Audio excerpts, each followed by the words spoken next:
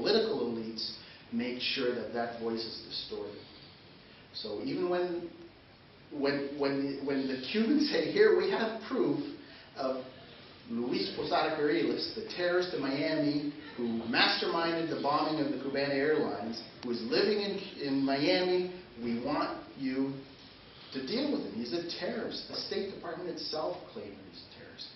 Nothing will be done with him because the American government won't allow that message to be heard. The most important aspect of the message control is to make sure Americans don't go to Cuba to see for themselves what the reality of Cuba is, the good, the bad, the indifferent, and make up their own mind. Travel restrictions against American citizens are still firmly in place.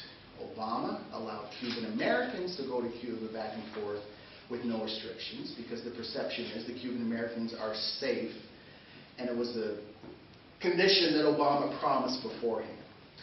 He also expanded some licensed travel, so Americans going on historical trips, cultural trips, sports trips, they can go to Cuba. The average American tourist, still illegal. So you've got an estimated 500,000 to 1 million Americans who would travel to Cuba the first year if the travel restrictions were ended that aren't going. So you get 1 million Americans a year going to Cuba, seeing for themselves what the reality is, the good, the bad, the indifferent, but more importantly, talking to the individual Cubans who are very knowledgeable about the outside world and very connected with American culture and history and sports. Let them see for themselves. And let them come back to the United States and say, wait a minute, why are we still embargoing the Cubans? Why does it take so long to get this travel restrictions? Why can't I buy a Cuban cigar in New York? Or drink a Cuban rum in Miami? And so that changes the dynamics. And that breaks the siege down. So the American government won't allow that, and hasn't allowed that, and it's very difficult to end the travel restrictions because it's part of the siege. Not letting anyone out of Cuba and not letting anyone into Cuba. So that's a concept of siege that has been very effective. Propaganda is a great weapon to build siege. You have so many incidences of Cuba presenting its position and the Americans ignoring it, twisting it, or just saying, oh, that's Cuba, you can't believe anything the Cubans say. I don't know if you're familiar with the case of Alan Gross. He's an American who a number of years ago started bringing in illegal satellite equipment, including beacons, and a military-grade SIM to Cuba to set up separate internet connects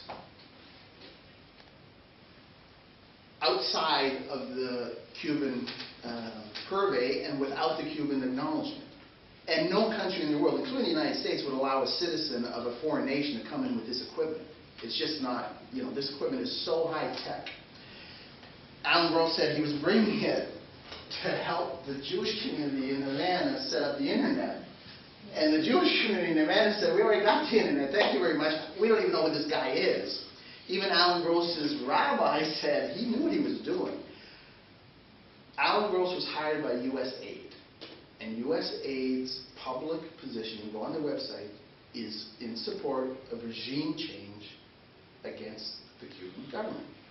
So you can imagine someone from Afghanistan who's connected with Al-Qaeda coming into the United States, setting up all these illegally high-tech sophisticated equipment in support of bringing down the American government.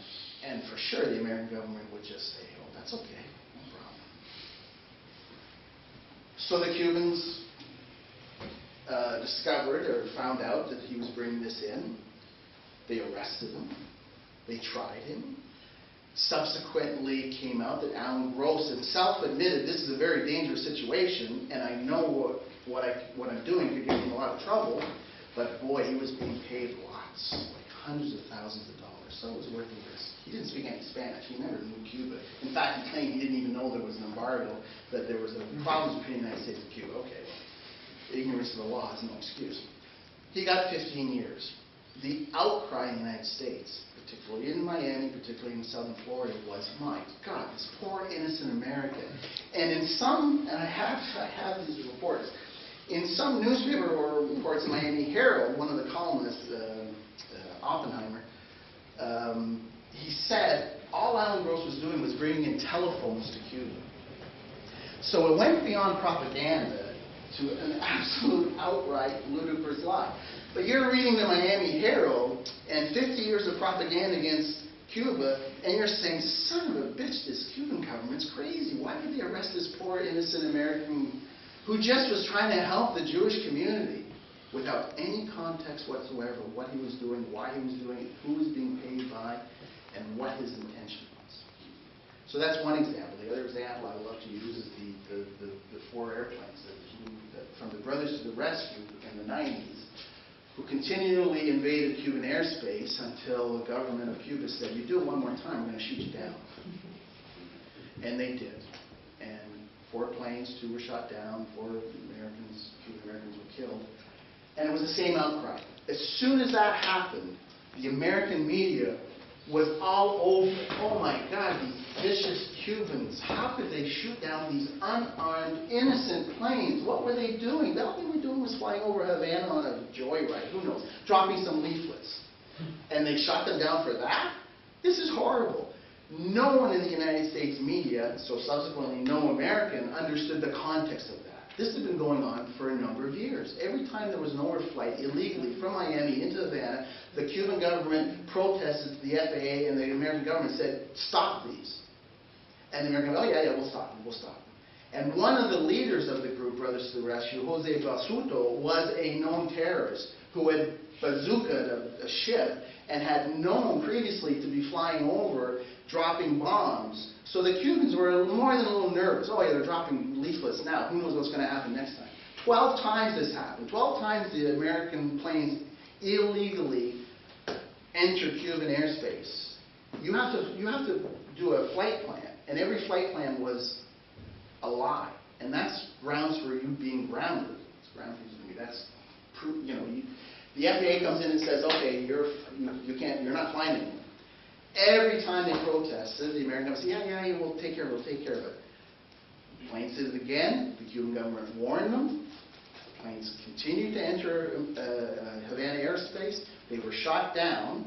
The American media and politics were outraged, and the FAA said, okay, now we're going to ground these guys. Talk about the horse being way out of the barn. The horse is halfway to Miami, and then they shut the barn door.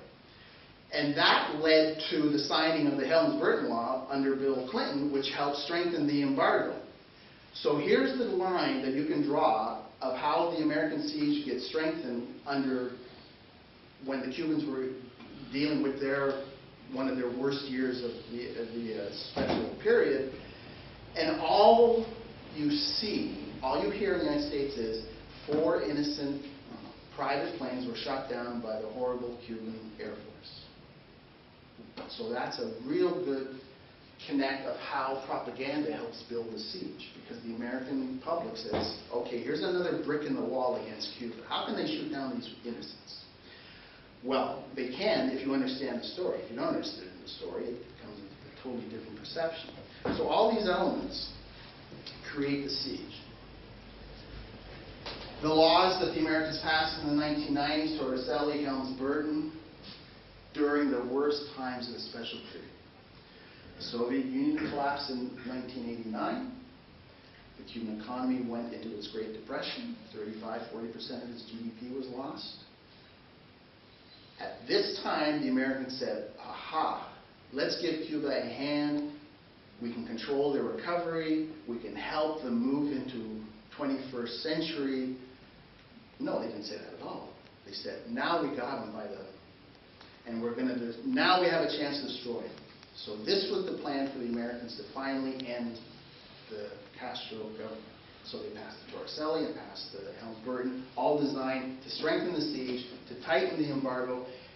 Some of the aspects was if you had a ship that entered a Cuba port, you couldn't go into an American port for 6 months. Subsidiaries of American companies were not allowed to do business in Cuba. I'm Canadian. McDonald's Canada wanted to go into Cuba, and you can discuss the merits of that. But they were already going to Cuba, and McDonald's USA, and McDonald's Canada is a separate legal entity under Canadian law. The head office in the United States said, oh no you don't. because under Helms-Burton, that's illegal. Well, what the heck does Helms-Burton have to do with Canadian? But that's the extraterritoriality aspects of the siege. So now you have